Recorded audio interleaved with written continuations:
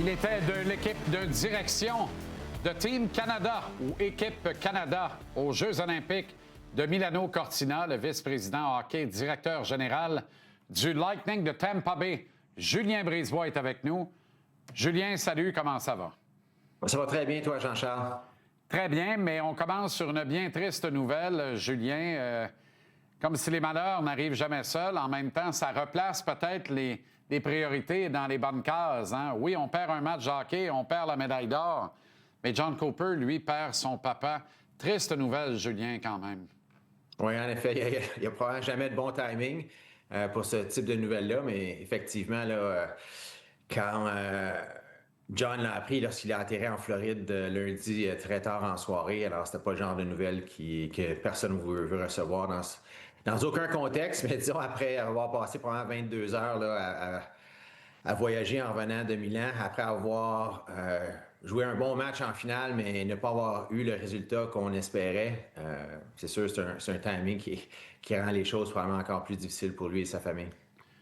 Évidemment, sans révéler de grands secrets, Julien, mais comment ça se passe dans une situation comme celle-là? Est-ce que tu as une conversation ouverte avec ton coach? Je dis, regarde, prends tout le temps qu'il te faut. Ben oui, est-ce qu'ensemble, exactement. déjà, vous déterminez de la date de retour? Est-ce que c'est lui qui le détermine, dans le fond?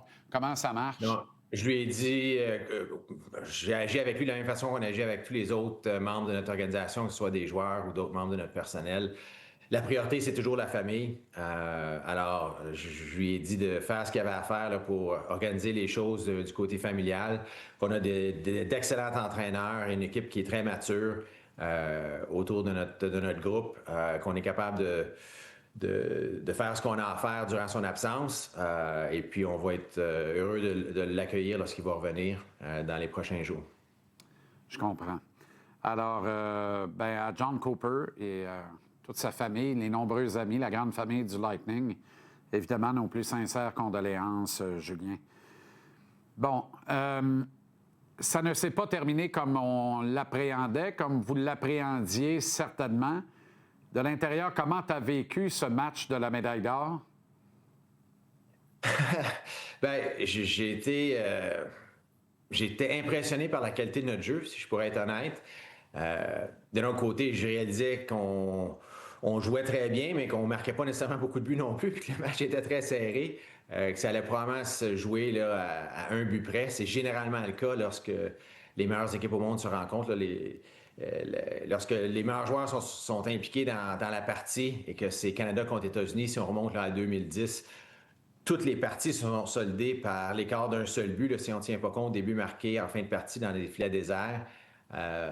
Et la seule exception étant en 2016, l'équipe américaine avait eu plus de difficultés à la Coupe du Monde de 2016. Elle avait perdu ses 3 matchs en ronde préliminaire. Mais sinon, 2010, aux Jeux olympiques de Vancouver, en ronde préliminaire, les États-Unis avaient gagné 5-3, dont un but dans un filet désert.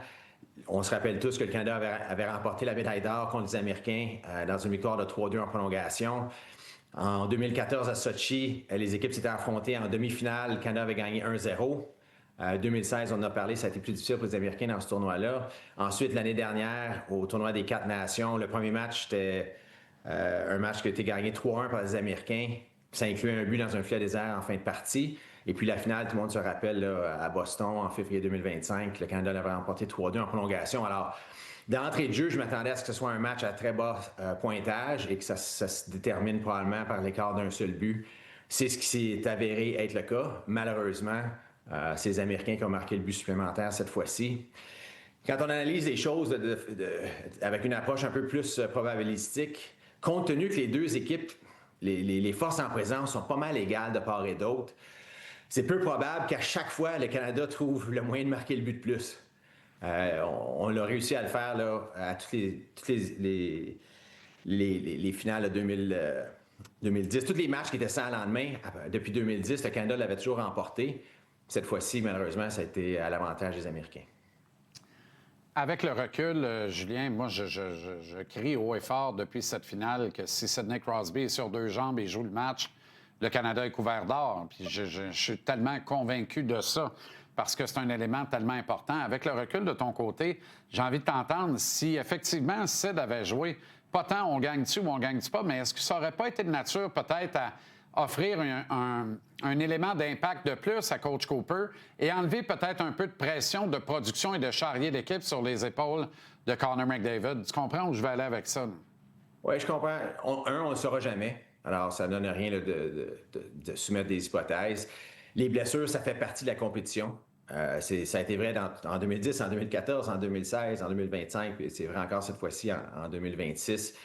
Les Américains aussi, il y a des joueurs qui leur manquaient. C'est certain que de part et d'autre, il y a des joueurs qui étaient probablement à moins que 100% qui ont participé dans cette partie-là. On ne le saura jamais. Ultimement, ces parties-là, quand c'est les meilleurs contre les meilleurs, là, surtout les parties qui incluent les Finlandais, les Suédois, les Américains, les Canadiens, généralement, c'est des matchs à très bas pointage. Tout le monde est tellement bon et tout le monde est tellement responsable dans ces parties-là que c'est difficile de marquer des buts. Même pour des joueurs qui ont l'habitude de marquer un point par match dans la Ligue nationale, quand ils arrivent dans ces parties-là, c'est plus difficile. Et quand on regarde la distribution des pointeurs, tant de l'équipe américaine que l'équipe nationale, que l'équipe canadienne, il y a quelques joueurs qui se sont démarqués. Puis ensuite, il y a des joueurs qui ont marqué moins de buts de part et d'autre. Ça se ressemble vraiment la distribution des points d'une équipe versus l'autre. C'est deux équipes qui sont très similaires, qui sont à toute fin pratique égales. C'est pour ça qu'on a eu le type de match qu'on a eu, encore une fois. Les 3 derniers matchs, Canada-États-Unis, les 2 des 4 nations et celui-ci cette année à Milan, c'était des grandes parties de hockey. Là. Je vais me rappeler longtemps de ces parties-là, d'avoir eu la chance et le privilège d'être sur place. Malheureusement, cette année, c'est pas nous qui avons gagné. Je comprends donc. Est-ce que tu aurais souhaité, avec le recul, une distribution du temps de glace, sans dire plus nécessairement équitable, mais un petit peu plus équitable? Tu sais, on a vu 5 gars jouer plus de 100 minutes à 5 et 8 autres en attaque se contenter des 80 minutes restantes.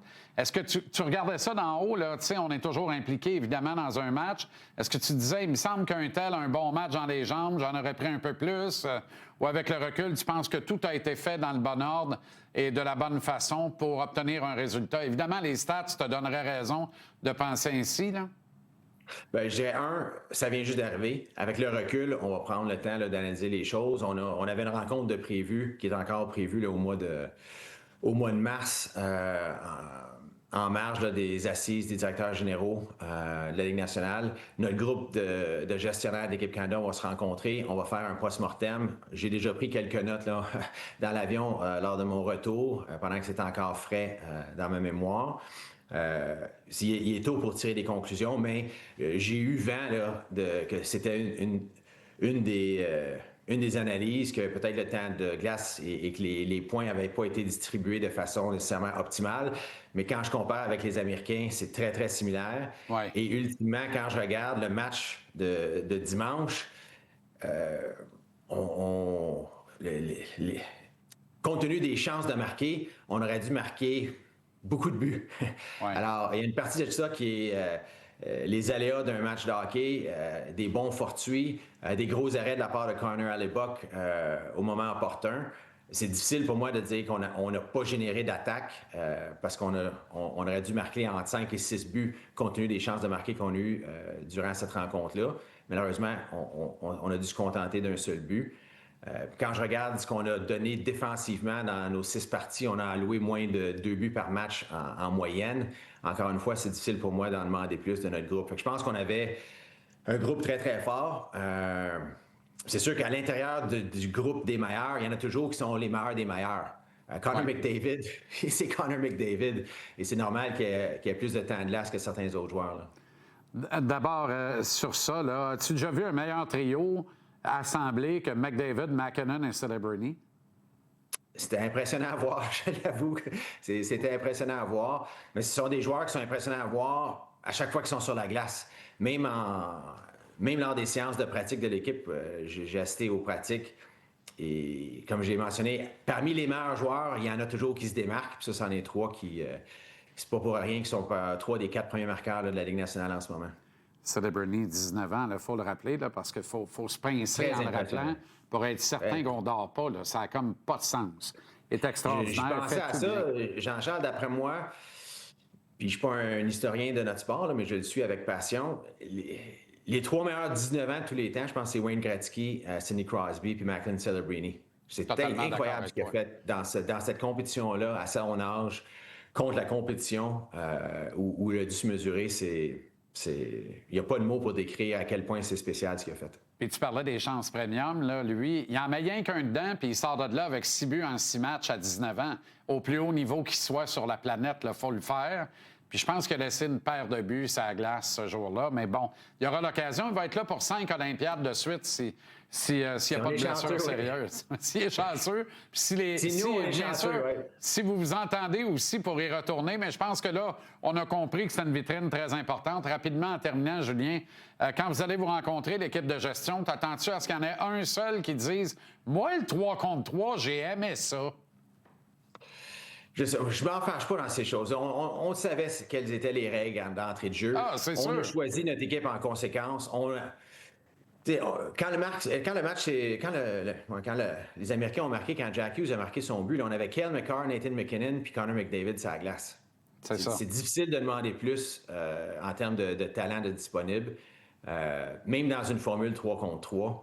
Alors, je comprends qu'il y a des gens qui aiment moins ça que d'autres, mais moi, je ne m'accroche pas là-dessus. On savait c'était quoi les règles. Notre mission, c'est de remporter la médaille d'or.